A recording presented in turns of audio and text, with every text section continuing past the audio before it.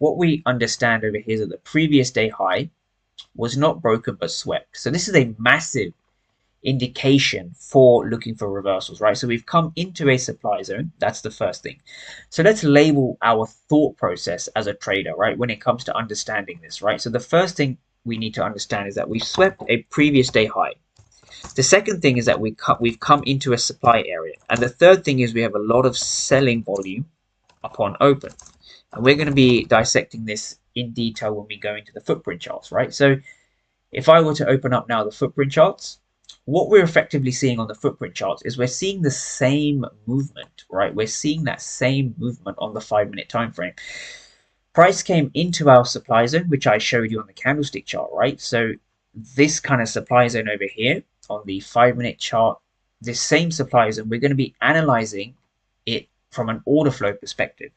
Now, from an order flow perspective, we see the same candles, but we can really dive into them and see what we end up getting.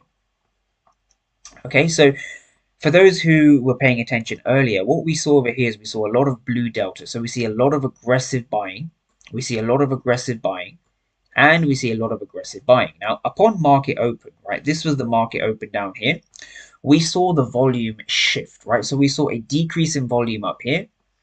And we saw some volume down over here. So the first thing you need to understand as a trader is when you see aggressive buy orders that are hitting the ask and they're not being rewarded, what this shows us over here is that this supply zone is strong. So what you want to understand, if I bring this over here,